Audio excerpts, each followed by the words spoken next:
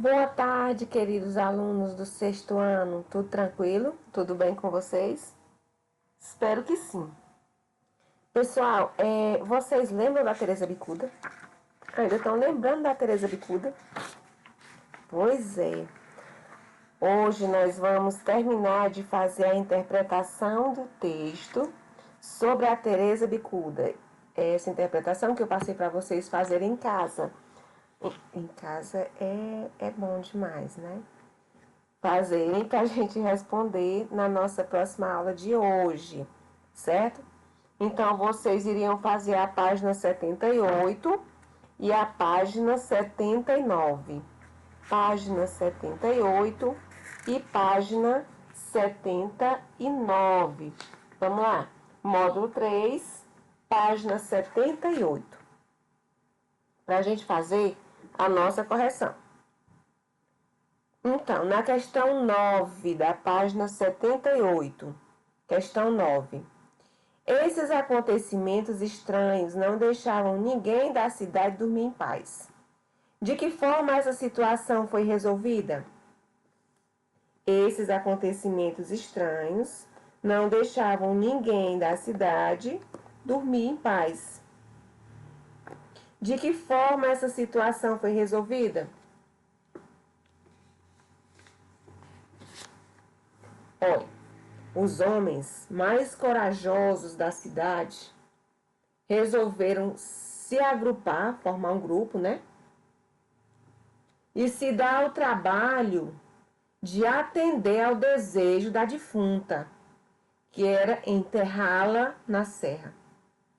Então, os homens mais corajosos da cidade resolveram formar um grupo e se dá ao trabalho de atender ao desejo da defunta, enterrá-la na serra. Certo? 10ª questão. Durante os acontecimentos estranhos, a personagem teve que ser enterrada diversas vezes. Como ficou conhecido o local onde a Teresa Bicuda foi enterrada pela última vez?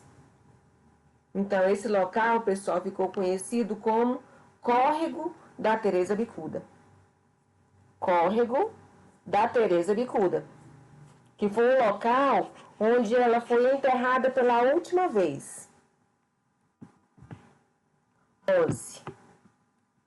Identifique e relacione cada uma das partes abaixo apresentadas na narrativa da Teresa Bicuda. A.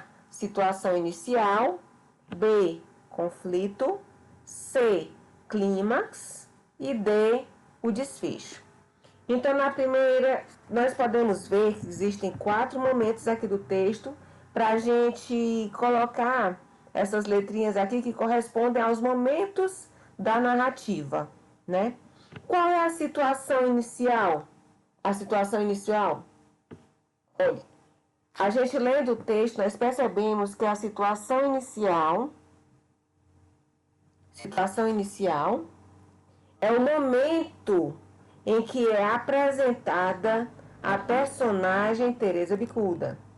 É o momento em que é apresentada a personagem Teresa Bicuda.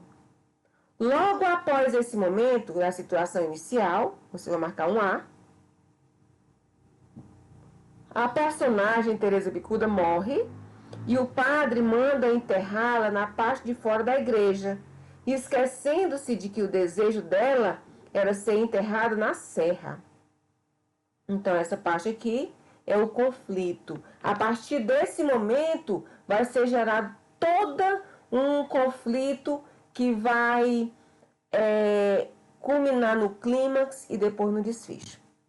E qual é o clímax da narrativa? Após não atenderem ao pedido da personagem de ser enterrada na serra, começam a acontecer coisas estranhas na cidade, como gritos e ventania durante a noite. E por último, no local onde a personagem foi finalmente enterrada, as frutas apodreciam porque as pessoas não tinham coragem de apanhá-las, pois além da ventania, as árvores estavam carregadas de caixas de marimbondos e abelhas. Então, como é que vai ficar aqui a sequência? Vai ficar C, o clímax, A, que é a situação inicial, B, que é o conflito, e D, que é o desfecho. C, A, B e D. 12ª, atenção para a correção, pessoal, atenção. 12ª, no texto, aparecem algumas expressões que são características da oralidade. Identifique alguns desses elementos e anote-os abaixo. O que é oralidade, pessoal? Oralidade é a forma como eu falo, certo? É a minha expressão oral. Então, isso é oralidade. Então, quais são alguns exemplos dessa oralidade? Sabe Deus onde, né? Pessoal, vocês vão colocar essas expressões entre aspas, porque são expressões que são citadas pelo autor do texto, tá bom?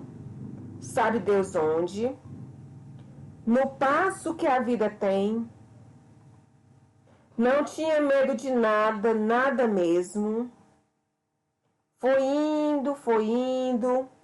Então, são essas as expressões que são características da oralidade que tem no texto. Então, sabe Deus onde, no passo que a vida tem, não tinha medo de nada, nada mesmo, foi indo, foi indo. Ok?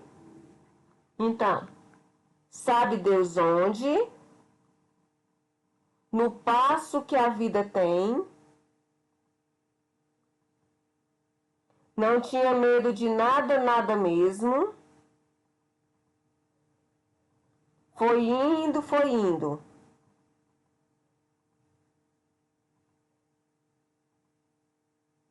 Décima terceira questão.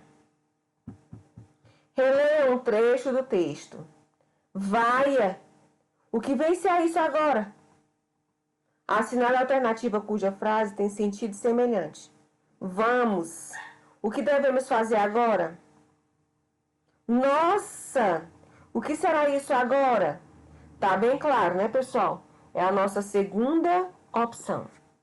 Segunda opção.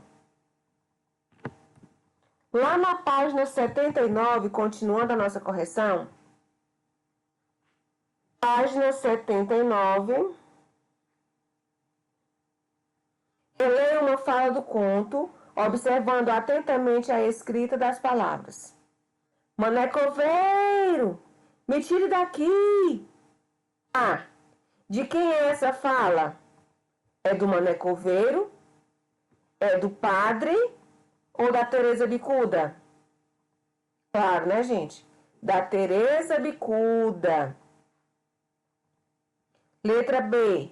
Que sinal gráfico foi empregado para indicar que se trata de uma fala? Que sinal gráfico foi empregado para indicar que se trata de uma fala? Olha aqui, pessoal. O travessão. Travessão. Letra C. Qual é o efeito de sentido a repetição das vogais expressa nessa fala? Olha aqui, pessoal. Coveiro, me, tire, daqui. Então, letra C. Qual é o efeito de sentido a repetição das vogais expressa nessa fala? Imitar uma voz tremida, né, gente? Imitar uma voz tremida. E assustar o ouvinte, causando medo e apreensão. Ainda, pessoal, a vogal repetida aqui, ó. A vogal repetida e logo após um ponto de exclamação indica um grito. Indica um grito. Questão 15. Com que objetivo o narrador emprega os adjetivos maduras, sumarentas, polpudas e docíssimas para se referir às frutas encontradas por Teresa Bicuda na serra? Ele quer salientar que essas frutas são saborosas e bonitas. Que essas frutas são saborosas e bonitas. A 16ª eu pedi para vocês não fazerem, não foi? Olha, nós vemos que o texto da Teresa Bicuda é um conto popular. O que é esse conto popular? É uma história que é narrada de geração em geração. Vem de bisavós, avós, pais, filhos, netos. Então, é constante que esse tipo de história que é passada de geração em geração, como ele passa pela oralidade, né? Do popular das pessoas, então é comum que essas histórias vá se modificando um pouco com o passar do tempo, certo? Então, o conto popular no Brasil e o personagem Pedro Malas Artes. O conto popular sofre alterações e inovações ao longo dos anos, sendo enriquecido com novos elementos da memória popular por meio da contribuição dos costumes e das crenças de seus contadores. No Brasil, os contos populares possuem ligação com as tradições indígenas, africanas e portuguesas. Um dos principais representantes da tradição popular no Brasil é o personagem Pedro Malas Artes, um rapaz muito esperto e humilde que se caracteriza por enganar e tentar levar vantagem sobre as pessoas mais poderosas que cruzam seu caminho. Os causos desse personagem foram adaptados para o cinema e para a televisão. Quem não conhece, né, gente? O personagem do Pedro Malas Artes, que é um personagem desengonçado, que ele vive, né, de tirar vantagem sobre os outros. Então, pessoal, resumindo, né, o texto que nós lemos é um conto popular. É um texto narrativo transmitido de geração em geração que apresenta crenças e costumes do povo que o criou. Sua finalidade é divertir o leitor ao narrar acontecimentos curiosos e trazer reflexões e ensinamentos sobre situações do dia a dia. Geralmente, nessas narrativas, o tempo e o espaço são imprecisos e o narrador é observador. Pode ser de tradição popular e não costuma ter autoria. Então, nós temos o narrador personagem, que é aquele que participa da narrativa, e nós temos o narrador observador, que ele fica de fora somente narrando os fatos que aconteceram. É justamente esse tipo de narrador, que é o narrador observador, que ele é o mais usual, né, nos contos populares. Essa narrativa, como eu já falei no início para vocês, é uma narrativa passada de geração em geração.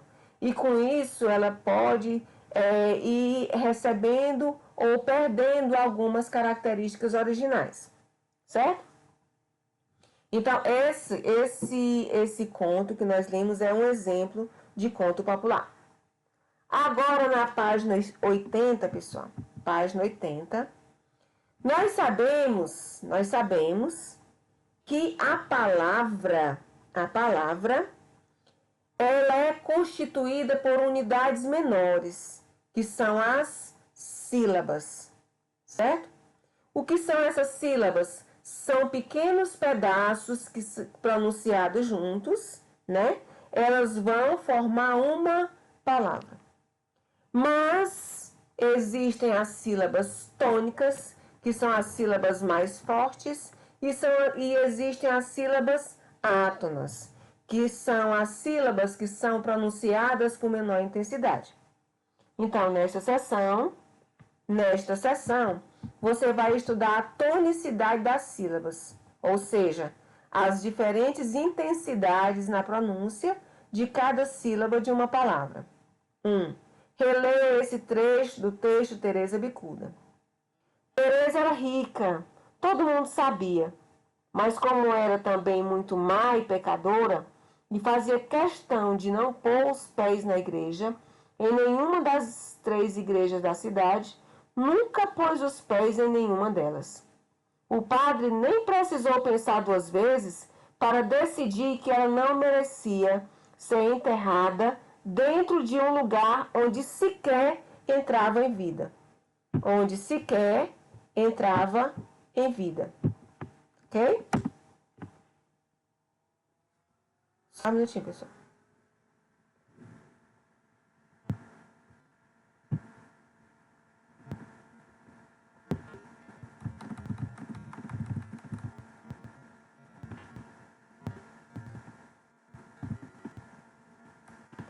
Então, na letra A,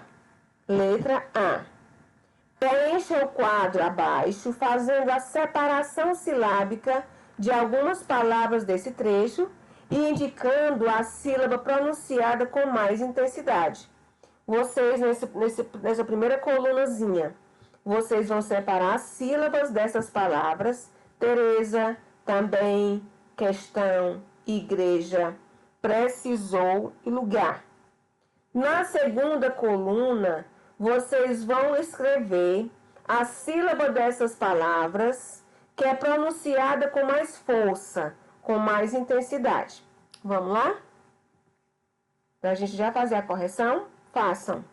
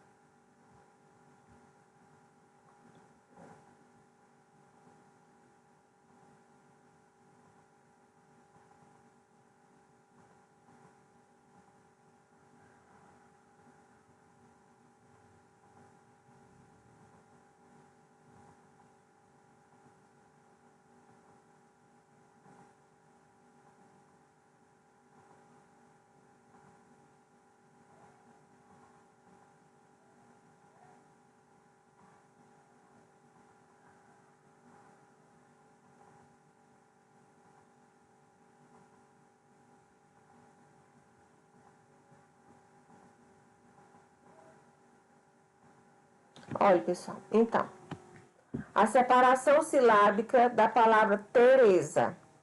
Tereza. A sílaba de Teresa que você pronuncia com mais intensidade é a sílaba re. Tereza. Também. São 2 sílabas. Também. A sílaba pronunciada com mais intensidade é a sílaba bem. Bem. Questão. Questão. A sílaba pronunciada com mais intensidade é a sílaba tão. Tão. Igreja. A sílaba pronunciada, a sílaba mais forte, pronunciada, é a sílaba gre. Igreja. Precisou. Precisou.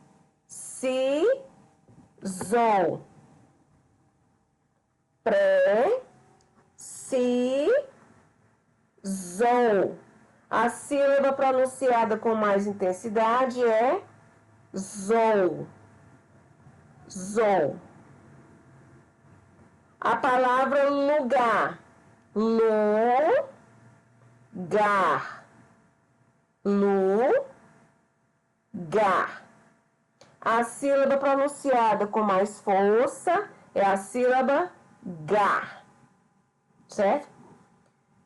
Na letra B, as sílabas pronunciadas com mais intensidade são chamadas tônicas, certo? Considerando a atividade anterior, é possível concluir que todas as sílabas tônicas são acentuadas, todas as palavras têm somente uma sílaba tônica, há palavras que apresentam mais de uma sílaba tônica. Olha, pessoal, veja bem. Nem todas as sílabas tônicas são acentuadas, não. Vamos ter o exemplo aqui de Teresa. Teresa, a sílaba tônica é re. Então, essa sílaba não é acentuada. Igreja.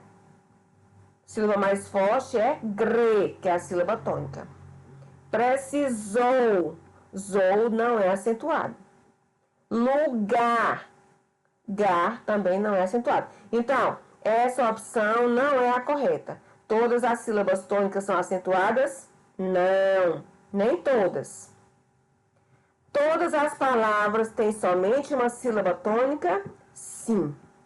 Pessoal, toda palavra só tem apenas uma sílaba tônica, certo? Existem palavras que recebem 2 acentos. Por exemplo, a palavra órfão, certo? Mas o acento que intensifica o som mais forte da sílaba é o acento agudo do O. O ão do órfão é apenas um sinalizador de som nasal nesta palavra. Então, todas as palavras têm somente uma sílaba tônica. Uma palavra não pode ter mais de uma sílaba tônica. Há palavras que apresentam mais de uma sílaba tônica? Não, não é verdadeira. Então, a única opção que vocês iriam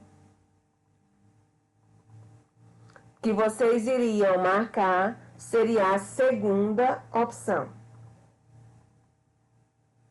Pessoal, olha, como eu já falei para vocês, não é só as sílabas que são acentuadas que elas são tônicas, não. Como eu já mostrei para vocês aqui, Teresa, o re não é acentuado e é tônico. Por quê? Porque é a sílaba que eu pronuncio com mais intensidade. Igreja, gre, não é acentuado, certo? E é uma sílaba tônica. Ou seja, toda palavra precisa ter uma sílaba tônica, mas essa sílaba tônica nem sempre é acentuada, tá bom? Vai depender das regrinhas da acentuação gráfica. Olha, na página 81, em algumas palavras da língua portuguesa é empregado o acento agudo para marcar a sílaba tônica. Por exemplo, café, terrível. O mesmo ocorre com o acento circunflexo, por exemplo, lâmpada, vovô. No entanto, mesmo as palavras que não apresentam acento gráfico têm uma sílaba que é pronunciada com mais intensidade que as outras.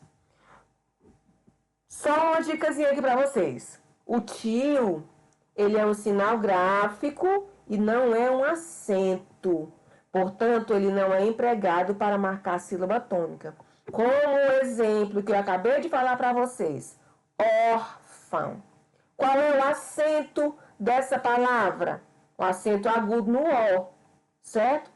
O tio, ele é um sinal gráfico, ele não é um acento gráfico.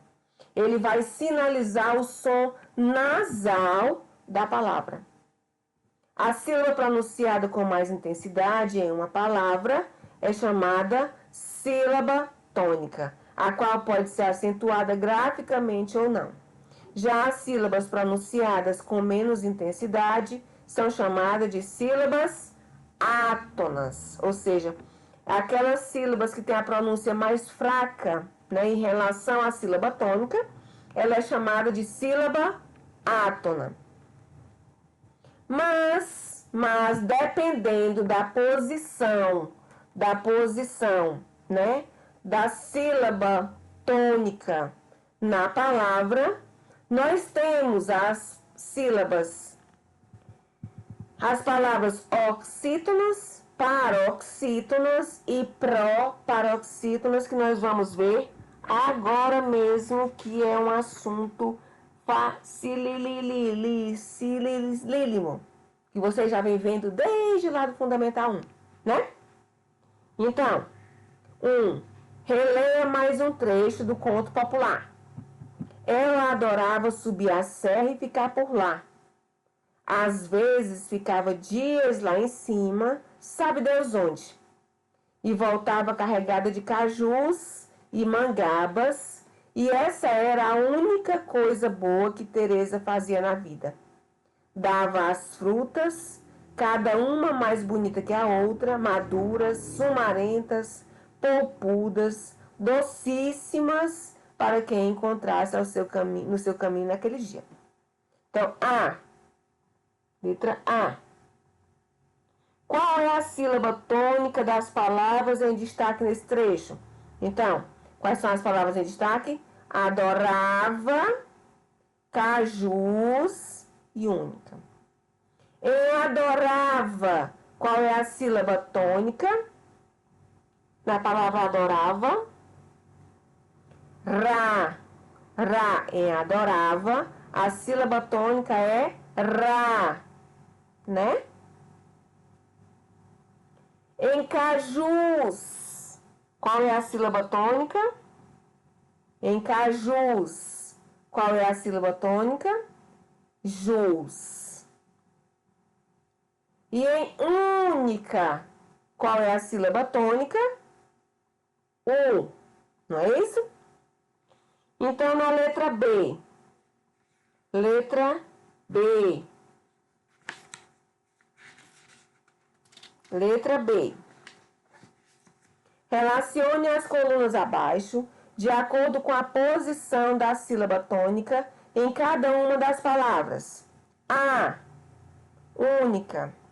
A sílaba tônica é a última, a sílaba tônica é a penúltima ou a sílaba tônica é a antepenúltima. B. Adorava. É a última, a penúltima ou a antepenúltima. E cajus. A sílaba tônica é a última, a penúltima ou a antepenúltima. Relacionem aqui, pessoal, as colunas, tá bom?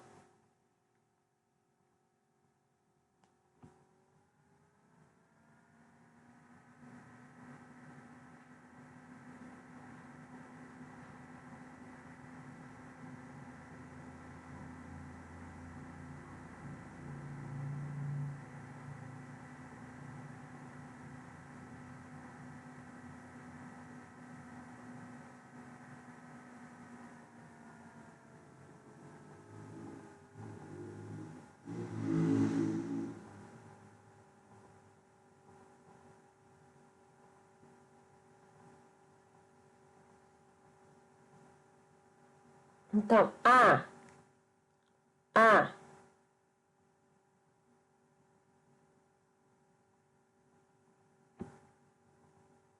A. Única. A sílaba tônica é a antepenúltima, olha. Única. A última, a penúltima e a antepenúltima. Certo? Então, A, que é única, a sílaba tônica é a antepenúltima. B, adorava. A sílaba tônica é a penúltima, olha, Ra. E C, cajus, a sílaba tônica é a última. Certo? Então, vai ficar C, B, A. C, B, A. C, B, A. Tá entendendo, pessoal? Qualquer dúvida, vocês podem entrar lá no meu privado e esclarecerem as dúvidas de vocês. Tá bom?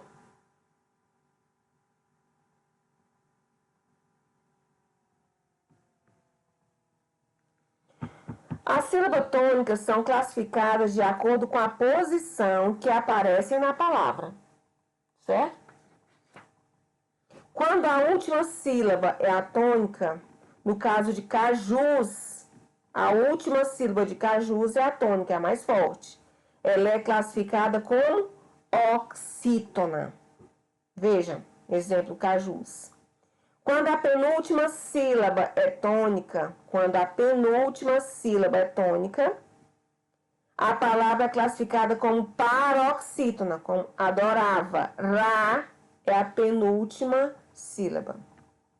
Quando a antepenúltima sílaba é tônica, a palavra é classificada como proparoxítona, exemplo, única.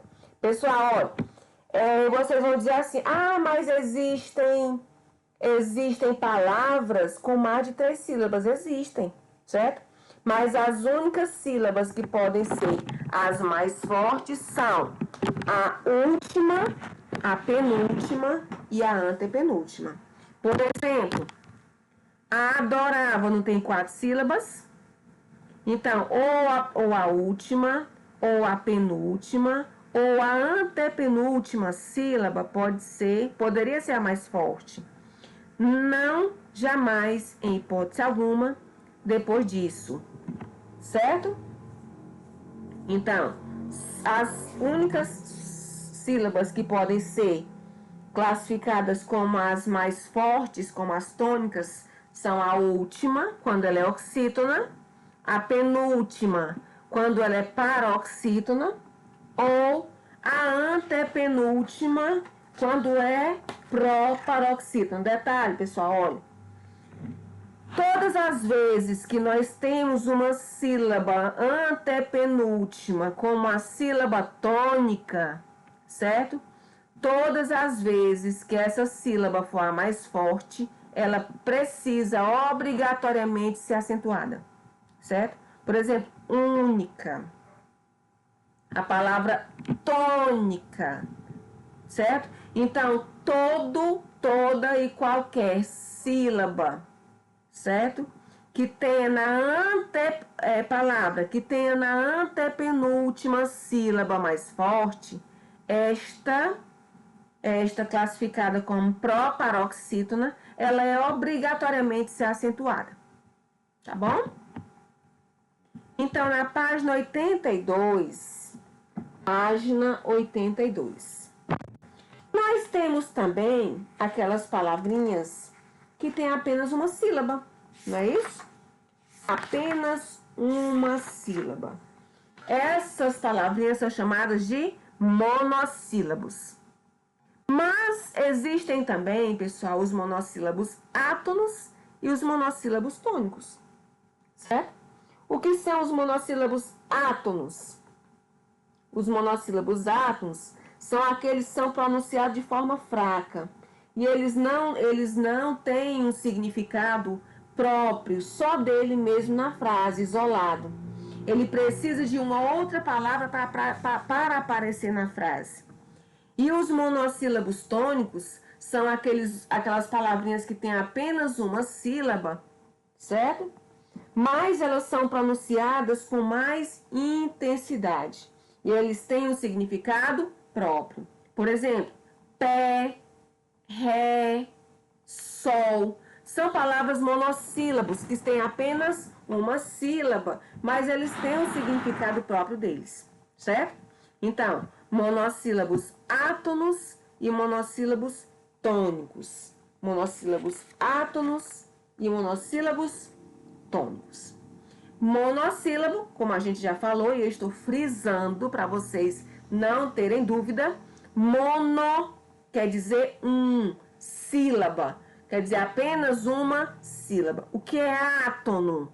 Átono é aquele tipo de sílaba que não é forte, que ela é fraca, que ela não tem um significado sozinho na frase. Ele precisa de outras palavras para que ele exista dentro da frase. E os monossílabos tônicos, monossílabo, são palavras com apenas uma sílaba, mas que têm um significado independente dentro da frase. Ou seja, tem um peso maior, ele é mais forte, ok? Então, observe a manchete abaixo. Escolas estaduais realizam matrículas de novos alunos no mês de julho. Então, vocês agora vão responder a questão A, B e C. A, B e C. Vamos lá?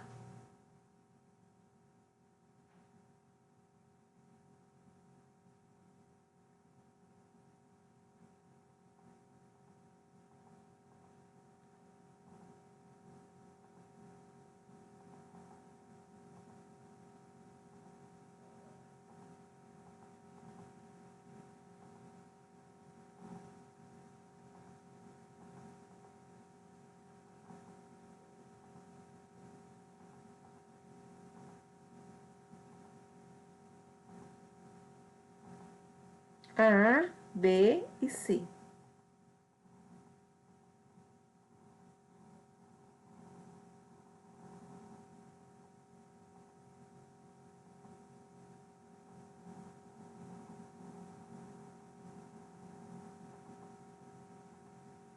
A, B e C.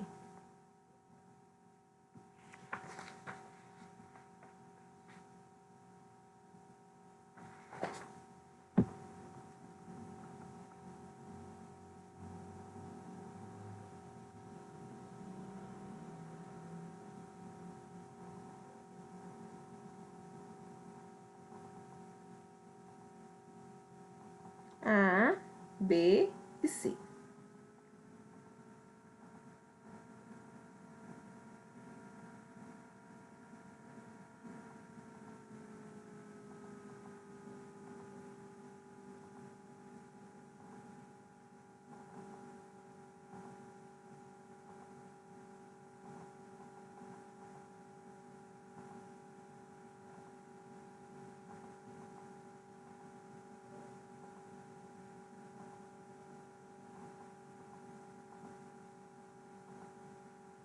Então, pessoal, na questão A, as palavras em destaque, quais são as palavras em destaque, pessoal? De e mês. De e mês. As palavras em destaque são constituídas por quantas sílabas? Olha, de apenas uma e mês apenas uma. Então, apenas uma sílaba. Apenas uma sílaba. Letra B. Qual dessas palavras é pronunciada com mais intensidade? Qual a palavra que tem mais força? De ou a palavra mês? De ou a palavra mês? De ou a palavra mês? A palavra mês, né, gente? Ela é pronunciada com mais intensidade. Então, ela é um monossílabo tônico. Por quê? Porque tônico quer dizer que ela é mais forte, ela é mais independente dentro da frase. Qual é a classe gramatical dessas duas palavras? O de é o quê? De é uma preposição. De é uma preposição. E mês, olha, no mês. Esse no aqui é a junção de em mais o. Então, o o aqui sendo um artigo e estando antecedendo a palavra mês, que é um substantivo, certo? Então, qual dessas palavras é pronunciado com mais intensidade? Mês. C. Qual é a classe gramatical dessas duas palavras? O de é preposição e mês é substantivo. Pessoal, olha, para você saber se uma palavra é um substantivo, coloque o artigo antes dele. Se ele admitir um artigo antes, então essa palavra é um substantivo. Pessoal, então quais são as funções desses termos na frase? A função de sujeito, pode ser sujeito, aqui na classe gramatical ele está como substantivo. E o de, ele faz uma ligação entre palavras. Então, ele é uma preposição, ok? Na língua portuguesa, há palavras compostas por uma única sílaba, chamadas monossílabos. Nós já aprendemos que existem os monossílabos, os dissílabos, os trissílabos e os polissílabos, né? Então, os quais podem ser chamados como tônicos ou átonos. Quando a gente fala em tônico, a gente lembra de algo forte, né? Quando a gente fala em átono, a gente fala de algo mais fraco, algo mais secundário, que vai depender de algum outro termo para existir na oração, certo? Então, os monossílabos tônicos são pronunciados com intensidade e têm significado próprio dentro da oração. E os monossílabos átonos são pronunciados de forma fraca e não apresentam um significado próprio quando apresentados isoladamente. Exemplo, de. Certo? É possível classificar os monossílabos como tônicos ou átonos com base em sua classe gramatical. Tônicos ou átonos com base em sua classe gramatical. Veja alguns exemplos no quadro abaixo. Monossílabos tônicos. A gente sabe que os tônicos são aqueles que têm uma força maior dentro da oração. Eles são mais independentes. E são substantivos: pó, sol, fé, cal. E os adjetivos: mal, só. Advérbios: mal, cá. Alguns pronomes: tu, vós, meu, seu, ti e nós. Alguns verbos, certo? Não são só esses: ter, vir, dar. Tem o ser, tem tantos outros, né?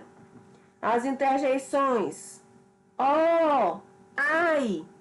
Os numerais: 1, 3, 100. E os monossílabos átonos podem ser artigos definidos. Nós já aprendemos que os artigos indefinidos são aqueles que definem o substantivo. E nós já aprendemos que os artigos indefinidos são aqueles que generalizam ou indefinem o substantivo. O, a, os, as, uma, uns e umas. Preposições: de, com, por, em, a, sob, sem.